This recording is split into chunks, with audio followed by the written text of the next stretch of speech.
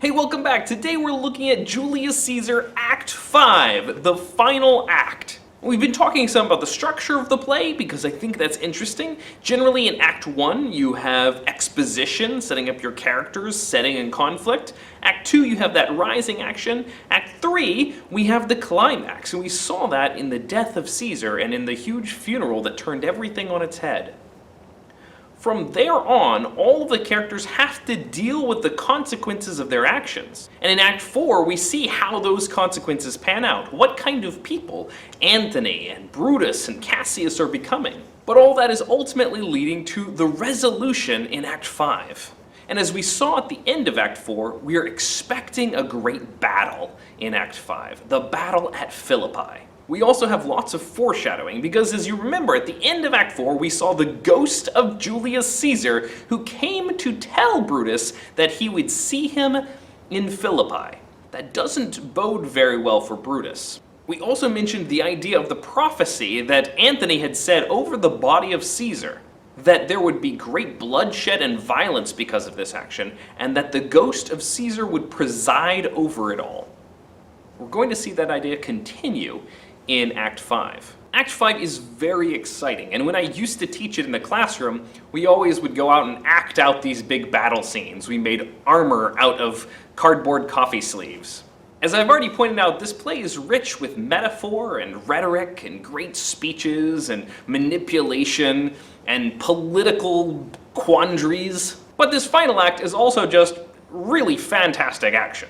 But between the action, notice how the characters come to their end. How are the characters resolved? We've been watching Brutus develop through this whole play. He started out as somebody who meant well, but was easily manipulated.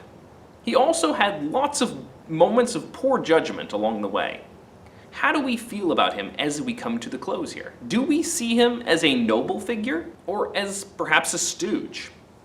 And Cassius, we've seen him as quite a manipulator throughout this play. Do we have any better feelings for him by the end? Antony has definitely been a character that's been up and down as well. We might empathize with him at the loss of Caesar, but we also see him as quickly taking advantage of the situation, and a lot of rather disturbing power grabbing going on. And what about the untrained Octavius, who Antony has sort of taken under his wing, but now Octavius is to some extent challenging Antony. And we see some foreshadowing of some real tension between them towards the end of this play. All of this sets up the fact that there is a sequel play to this one, which we'll talk about more at the end. Act 5 opens with Octavius and Antony on the plains of Philippi, looking up at the approaching armies of Brutus and Cassius. And it seems like they've almost made a bet as to whether Brutus and Cassius would come to them or they'd have to go to Brutus and Cassius. And their hopes have been answered, according to Octavius. Brutus and Cassius did the dumb thing and marched all the way here. So now we have the advantage. And so Octavius and Antony get ready to have a little powwow with Brutus and Cassius before the fight begins. But there's a brief exchange between Antony and Octavius right before this, which is very significant and emphasizes that tension I was just talking about. Antony says, "Octavius, lead your battle softly on, upon the left hand of the even field." And Octavius says, "Upon the right hand I, keep you the left." And Antony says, "Why you cross me in this exigent?" And Octavius says, "I do not cross you, but I will do so." Whoa, I mean, the whole who's going left, who's going right thing, that seems, a little bit unnecessary. But we can see that they don't have the same vision. There is tension between the two of them. And that last line where Octavius says, "I'm not crossing you, but I'm going to cross you," it's clearly a threat and a foreshadowing of the ultimate tension between the two, where Octavius is going to turn against Antony. And Octavius is going to rise to be the center of the world, the great Augustus Caesar. All that I said in the sequel. But Brutus and Cassius arrive, and Brutus and Cassius and Octavius and Antony all trade words. Brutus says, "Words before blows, is it so, countrymen?" And it's basically like a little diss match. They trade clever insults back and forth for a few minutes before going off to prepare for battle. Kind of psyching the enemy out, I guess. Brutus points out that Octavius is all talk, he's not experienced as a fighter. Antony brings back up the treachery against Caesar, how ignoble Brutus and Cassius are. Brutus says that Antony has stolen the bee's buzz, which means that he's all talk. And Antony gets more and more heated about the way their daggers stabbed into each other inside of Caesar's body. Cassius brings up the fact that he wouldn't have let Antony live if he had had his way. And eventually it boils down to calling each other traitors. Like, no, I'm not the traitor, you're the traitor. Alright, so Antony and Octavius walk off, and Brutus and Cassius are left going like, yeah, we told you. And Brutus steps to the side to talk to Lucilius, and Cassius, alone, begins to express his feelings. And although he was, talking really big when he was in front of his enemies, he doesn't seem like he's as confident. He turns to General Messala and says, Messala, this is my birthday. As this very day was Cassius born, give me thy hand, Messala. Be thou my witness that against my will, as Pompey was, I am compelled to set upon one battle all our liberties. You know that I held Epicurus strong, and his opinion. Now I change my mind, and partly credit things that do presage. Coming from Sardis on our former ensign, 2 mighty eagles fell, and there they perched, gorging and feeding from our soldiers' hands, who to Philippi were consorted us. This morning they are fled away and gone, and in their stead do ravens, crows, and kites fly o'er our heads and downward look on us, as we are sickly prey. Their shadows seem a canopy most fatal, under which our army lies, ready to give up the ghost. So Cassius, it's his birthday, and he's just not feeling the battle today. This is, after all, the battle that will mean everything. This is the one battle that matters. They lose this, and they've lost it all. And he's not happy about that. And also, he mentioned some eagles that they saw the other day, which seemed like a good sign. Eagle is the national bird of Rome. But then this morning, the eagles have flown away, and in their place are these birds that like to eat dead things, which doesn't seem like a good sign. Of course, all this time, Cassius has been an Epicurean. And Epicureans don't believe in signs or omens. They don't believe the soul is separated from the body, so they believe that when you die, you're just dead. There's no afterlife, there's no miracles, there's no signs and wonders. Remember how he was about the storm? And yet all of a sudden, he's having second thoughts about that. He's really questioning everything as he's approaching what feels like his last moments. It's my birthday, it might be my death day. Like Shakespeare. And Messala tries to, make him feel better. He's like, oh, yeah, I'll be okay. I'm just, talking. And Brutus comes back, and Brutus and Cassius have this fairly touching goodbye scene. First, they talk about the idea of being captured in battle versus dying in battle. And if it comes down to it, what you gonna do? If you see that you're about to be captured and you're going to be led as a prisoner through Rome, are you going to take Cato's route? Remember how Cato, in a moment, chose his freedom and said, no, I will die a free man. I will not be taken captive. And so he committed suicide. It's a rather significant historical moment that's often commented. How do Brutus and Cassius feel about this idea? Well, Stoics are supposed to bear their pain, whatever life throws at them. And so Brutus is not supposed to just wimp out at any particular moment. But Cato wasn't a wimp. Nobody ever thinks that he's a wimp. He chose freedom rather than captivity. Cato as a character also shows up in Dante, just as Brutus and Cassius do. If you've ever read Dante's Inferno, you know that Brutus and Cassius show up in the very bottom of the Inferno. They are the worst of sinners, because they not only went against their master, Julius Caesar, but they also went against the state, the empire. Dante sees them as arch traitors. But Cato gets a complete pass in Dante. Instead of putting him with the suicides in the Inferno, Dante places him in purgatory as the one who urges the souls on towards freedom, because Cato is so synonymous with the idea of choosing freedom. And Brutus, now that he's facing potentially the end, when Cassius says, so, according to your philosophy, are you just going to be taken? Are you going to be paraded around the streets of Rome? And Brutus says, no, Cassius, no. Think not thou, noble Roman, that ever Brutus will go bound to Rome. He bears too great a mind. But this same day must end that work the Ides of March began, and whether we shall meet again, I know not.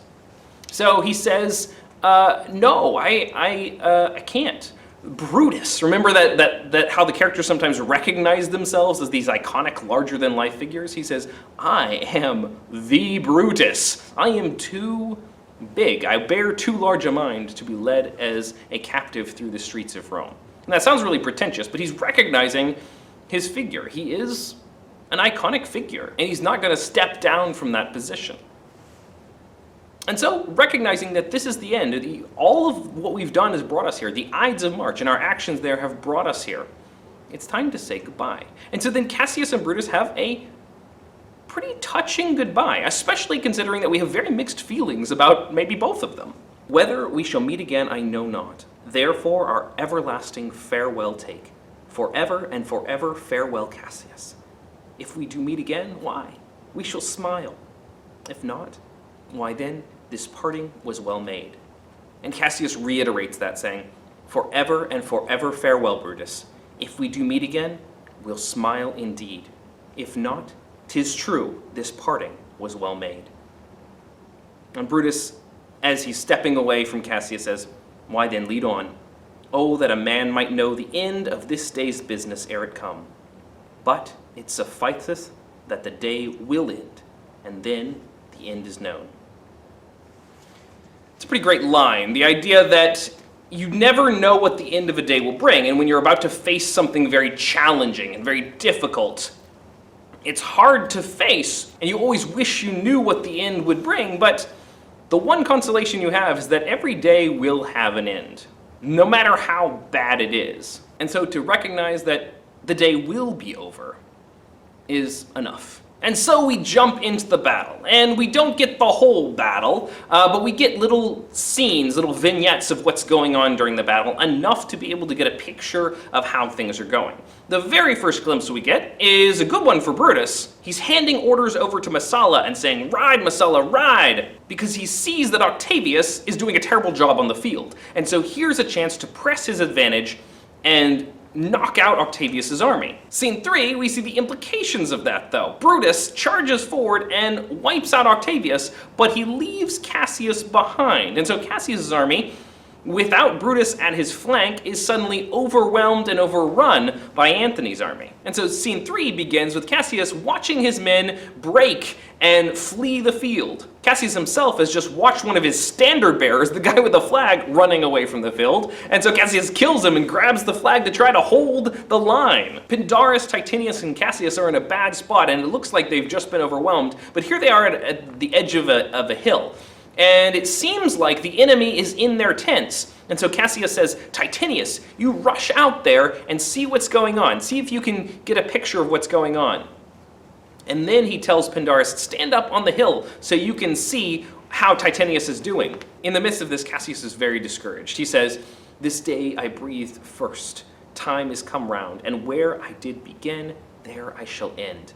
My life is run his compass. Pindarus then shouts from up on top of the hill and says, oh no! Titinius has been taken! He's surrounded by horsemen. He's trying to escape. Oh, they've got him! They've got him! And Cassius begins to beat himself up and says, I let Titinius stumble right into a trap. My best friend taken right before my eyes. In his despair, he asks Pindarus to come down and says, Pindarus, you need to go ahead and kill me. The battle's over. I've lost, and I let Titinius be captured, and I can't forgive myself for that. Go ahead and kill me. Here's my sword. With this good sword that ran through Caesar's bowels, search this bosom.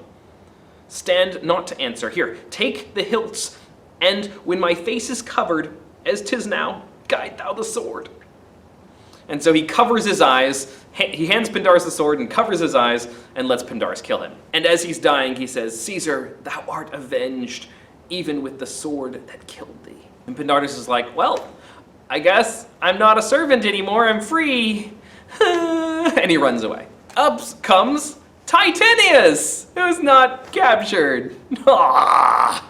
And Messala. It turns out that those people who surrounded him and looked like they were capturing him were actually friends. It was Messala. And they were celebrating the fact that Brutus had just beat Octavius. Yay! Bummer. And so Titinius has just arrived to tell Cassius the good news, and he looks down and there's Cassius dead on the ground. Cassius is no more. O setting sun, as in thy red rays thou dost sink tonight, so in his red blood Cassius' day is set. The sun of Rome is set. Our day is gone, clouds, dews, and dangers come. Our deeds are done. mistrust of my success hath done this deed. And Messala replies, mistrust of good success hath done this deed. O hateful error, melancholy's child, why dost thou show to the apt thoughts of men the things that are not?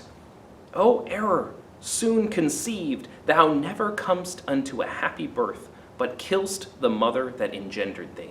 Interesting little statement. Is personifying certain ideas, personifying error, being wrong, having the wrong perspective on things, seeing the wrong thing. And that's very apropos for this whole play.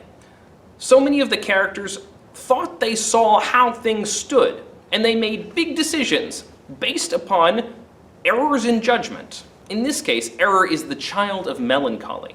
Cassius's growing despair led him to see the wrong thing and believe the wrong thing, and react accordingly in a disastrous way. How often do our big decisions stem from incorrect perspective, from jumping to conclusions, from not getting the whole picture, which is why it is so important to listen to everything, to see the whole picture, and to make good judgments. It's one of the key themes of this play.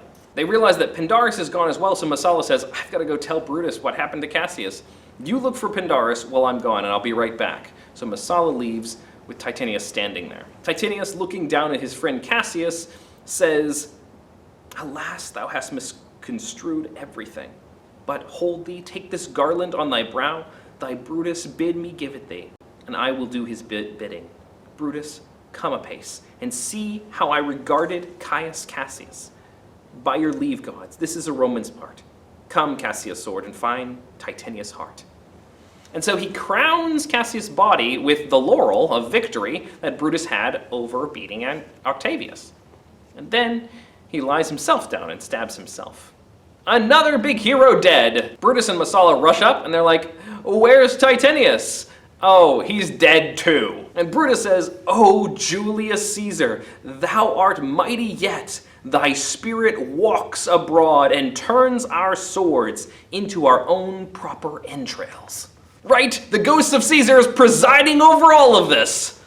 All the violence. And so instead of killing the enemy, Cassius and Titinius' swords are turned around into themselves. Julius Caesar! Who says Julius Caesar isn't an active character in Acts 4 and 5? Brutus, wanting to grieve over Cassius and Titinius, but not having time, says, Friends, I owe more tears to this dead man than you shall see me pay.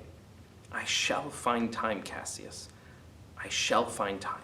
I don't know, I mean, Cassius has been kind of a jerk a lot. He's been very manipulative, and he's used Brutus so much. But there's something touching in the way that they said goodbye in the earlier scene. There's a sort of a touching sentiment in Brutus's feelings for Cassius as Cassius dies. But the battle's not over because Antony still has an army out there in the field. And so it's time for Brutus to rally his army and fight one more time. 'Tis 3 o'clock, and Romans, yet ere night, we shall try our fortune in a second fight. And so we jump to the second battle between Brutus's army and Antony's army. And Brutus and his army are charging forward. Brutus charges off the stage, and Lucilius and young Cato are there fighting against some of Antony's soldiers. Young Cato is the son of the great Cato, everyone knows. And Cato's again willing to die in the field, which he does very shortly. And Lucilius, as we know, is another of Brutus's close soldiers, gets captured. And Lucilius says, go ahead and kill me because I am Brutus. And so the soldiers get excited and they take him thinking that they've captured Brutus. And so Lucilius gives Brutus a chance to move on. But when Antony sees Lucilius, he says, this isn't Brutus. Lucilius replies, Brutus is safe enough. I dare assure thee that no enemy shall ever take alive the noble Brutus. The gods defend him from so great a shame. When you find him, or alive or dead, he will be found like Brutus, like himself. Emphasizing Brutus as that great hero. You won't take him alive. And Antony does something kind of surprising, considering the way we saw him in Act 4. Instead of killing Lucilius or throwing him in prison, he says, this is a prize no less in worth. Keep this man safe. Give him all kindness.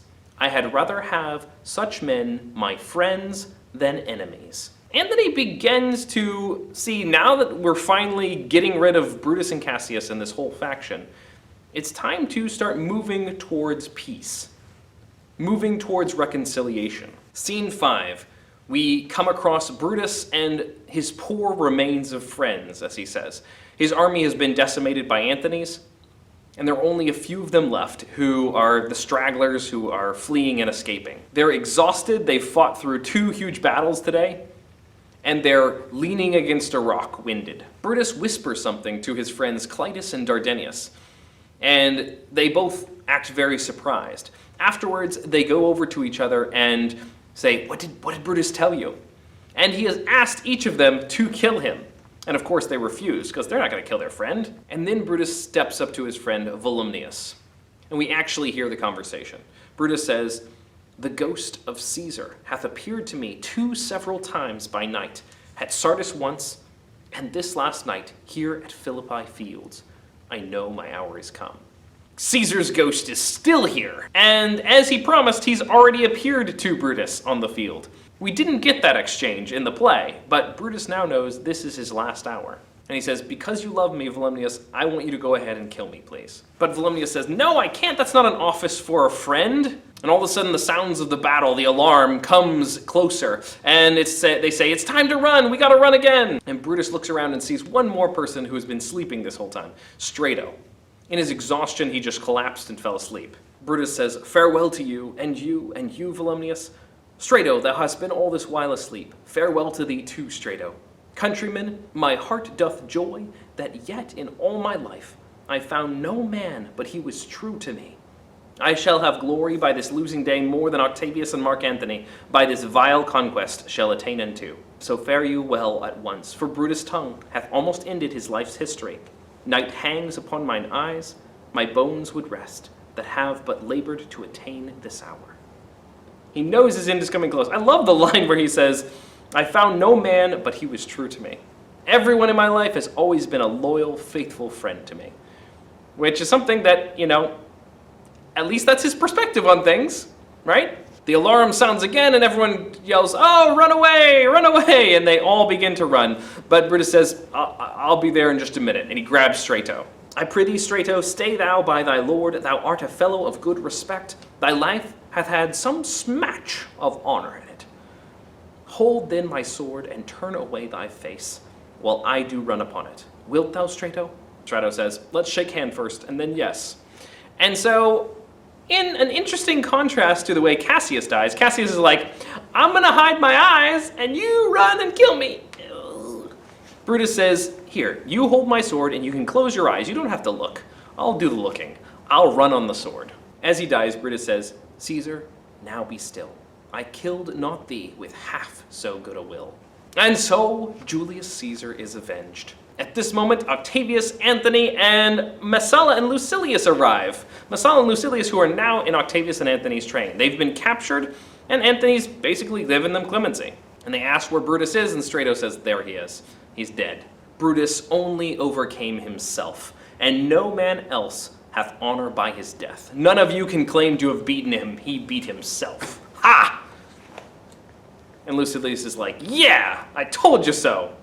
So Brutus should be found. I thank thee, Brutus, that thou hast proved Lucilius' saying true." And so Octavius and Antony have won, and they look around at the few remaining people that they've captured here, and they very generously say that they will take care of them. Octavius says, "All that serve Brutus, I will entertain them." And Antony looks down at the body of Brutus and he says, "This was the noblest Roman of them all. All the conspirators, save only he, did that they did in envy of great Caesar. He only, in a general honest thought and common good to all, made one of them. His life was gentle, and the elements so mixed in him that nature might stand up and say to all the world, this was a man." It's a pretty famous eulogy there at the end. How do you feel about its description of Brutus, having seen him throughout this play? Was he noble as that? And why is it Antony that says so? And Octavius concludes by saying, well, we'll give him a burial worthy of his honor. So we come to the end of Julius Caesar. It is resolved Rome is now in the hands of Antony and Octavius and Lepidus, and peace returns. Of course, like I said, there's a sequel to this called Antony and Cleopatra. And it's about the tension and civil war between Mark Antony and Octavius. And in it, we have chaos and passion versus order and rule and law. It's a fascinating play, and I highly recommend it. Rome celebrates this evening as peace and harmony are restored after the defeat of dangerous dissidents Brutus and Cassius in the fields of Philippi. Octavius shows a lot of promise as he steps into the shoes of Julius Caesar. And Antony not only granted clemency to several of his enemies in a true spirit of kindness and empathy, but he also had this to say about fallen rival Brutus. Quote, "This was the noblest Roman of them all." Even after Brutus earlier accused him of being all talk and stealing the bee's buzz. As we can see, Antony is an example to all of us, as one who rises above insults and brings unity back to Rome. With empathetic rulers like these, we are clearly moving into a new era of Pax Romana. This has been PCR News, the news you can trust. In spite of the fact that those over at PCR News are celebrating, quote, the new era of Pax Romana this morning, peace is a lot less certain than you'd think. After an extended and costly campaign to eliminate their political opponents, Octavius and Antony return home. But what reason do we have to believe that their alliance has any staying power, now that they no longer have an opponent to unify against? A reporter on the scene before the battle caught this exchange. "You go right, I'll go left." "No, I'm gonna go right, you go left." "Why you crossin' me on this?" "I'm not crossin' ya, but I will cross ya." I will cross you? Sounds ominous and not exactly Pax Romana. And what kind of leadership do either of these two have to offer? In spite of the praises of PCR News as singing for Octavius, he has little to show for himself, unless you count nepotism, and he certainly didn't live up to Uncle Julius' reputation as a general at the field of Philippi. As for Antony, he may be able to win a battle or two, but anyone can look at his career and see his true interests lie in the party scene. How long before he abandons his duty to live it up in some exotic climate, like Egypt, for example? And what policies have either of these two enacted to benefit Rome? Every action since they seized power has been to undermine and transform our republic into something unrecognizable. No, it's beginning to look a lot as though our greatest hope in Pax Romana died on the field, and the one man who cared about the welfare of Rome, Marcus Brutus. Thanks for watching. You can click to watch another Shakespeare episode, or to subscribe, and I will see you next time. Bye-bye.